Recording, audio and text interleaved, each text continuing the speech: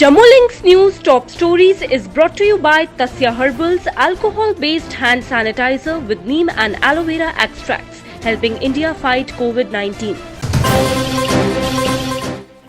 J&K Lieutenant Governor Manoj Sinha on Tuesday said that 10,000 cases have been sanctioned under the Back to Village 3 Economic Package and Self-Development Package, and ₹100 crore has been disbursed, which signifies the J&K government's commitment towards youth and women empowerment in the Union Territory. He said that J&K Bank has played a commendable role in the process so far and will continue to help the youth in setting up their own business ventures through hand-holdings and providing sanctioned reports on time. The NG released ₹250 crores to the bank and assured further disbursements of the funds in the time-bound manner. Jammu Kashmir की जनता के लिए इंतजाम करने का काम हम सब कर रहे हैं। अगस्त से लेकर अब तक हर दिन जो काम हुए हैं और लगातार हो रहे हैं, उससे हर रोज मैं मानता हूं कि एक नई ऊंचाई की तरफ गवर्नेंस का एक नया मापदंड बनाने की कोशिश हम सब कर रहे हैं। The Ministry of Home Affairs has notified the Union Territory of Jammu and Kashmir Reorganization, 3rd Order 2020. The centre has given, repealed or substituted 26 state laws. In the 3rd Order, the Ministry of Home Affairs has repealed 12 state laws as a whole and others out of 26 adopted with changes or substitutes. Laws which are repealed as a whole includes the Jammu and Kashmir Alienation of Land Act, Jammu and Kashmir Big Land Estates Abolition Act, Jammu and Kashmir Common Lands Act 1956, Jammu and Kashmir Consolidation of Holding Act 1962, Jammu and Kashmir Right of Prior Purchase Act, Jammu and Kashmir Utilization of Land Act. In a significant move, the centre has notified the new land laws for Jammu and Kashmir. In a Gazette notification, the Union Home Minister has notified this on Monday. It has paved way for any Indian to buy the land in the Union Territory of Jammu and Kashmir. The MHA notified what it calls UT of Jammu and Kashmir Reorganization, 3rd Order 2020. The order comes in force with the immediate effect. Rich tributes were paid today to Brigadier Rajendra Singh on his 73rd Martyrdom Day. A function was organized at the village Rajendra Singhpura in Samba district. The event drew crowds from both ex-service leagues, fraternity and general public who paid floral tributes to the reverenced martyr.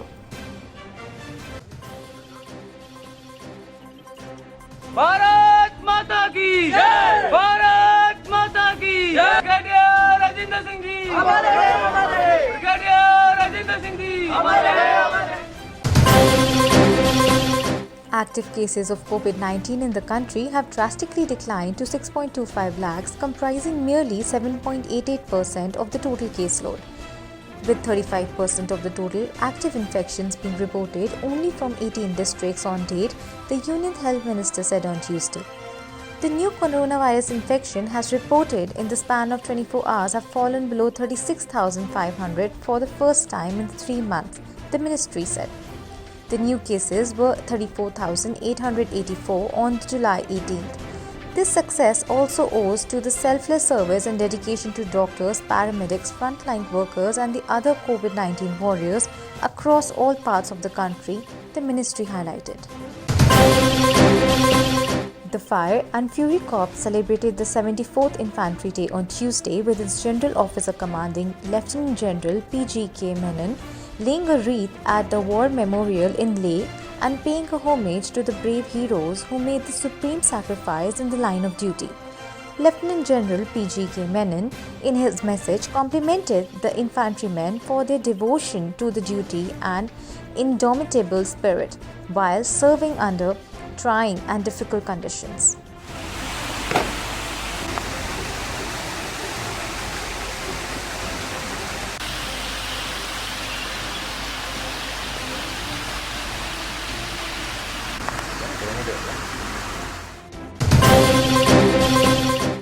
Continuing to deal with terrorism, With an iron hand, the government on Tuesday designated 18 more individuals as terrorists, including the chief of band Hizbul Mujahideen, Sayyid Sahaluddin, founders of Indian Mujahideen Bhatkal brothers, and a close lieutenant to underworld Don Dawood Ibrahim Chota Shakir, taking the total number of such proscribed people to 31.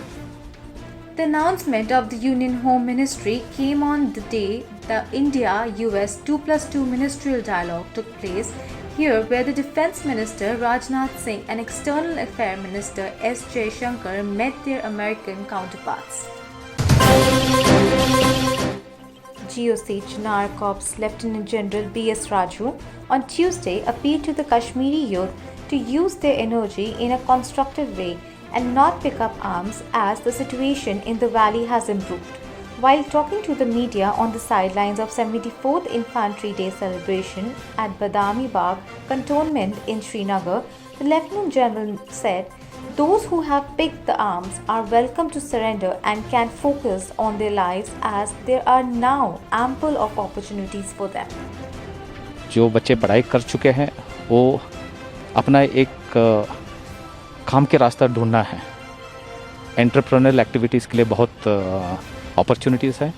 सो मैं चाहता हूँ कि जिसको government का नौकरी मिलेगा, जिसमें फ़ौज में नौकरी मिलेगा, जिसको नौकरी नहीं मिलेगा तो खुद एक नौकरी ढूंढ के आगे जाना चाहिए और गलत रास्ते पे नहीं चलना चाहिए। अपील करना चाहता हूँ कि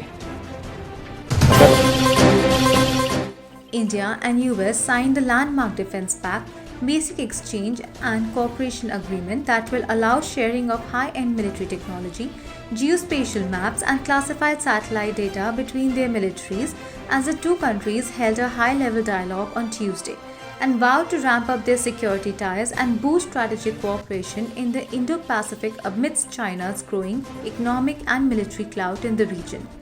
The high-level interaction assumes significance as it comes at a time that China is attempting to expand its economic and military clout in the Indo-Pacific region and is also engaged in the tense standoff with Eastern Ladakh in India. During the talks, the US also assured India that America stands with it and as it confronts threats to their sovereignty and liberty. US Secretary of State Mike Pompeo and Defense Secretary Mark T. Esper called on Prime Minister Narendra Modi on Tuesday.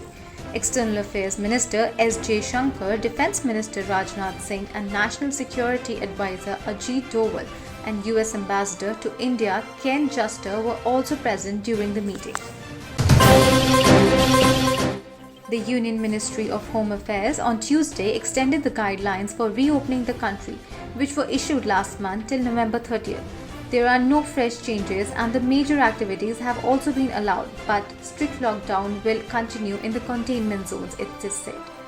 The latest guidelines also ask people to exercise extreme caution and follow Prime Minister Narendra Modi's Jan Andolan launched earlier this month and to fight the coronavirus pandemic.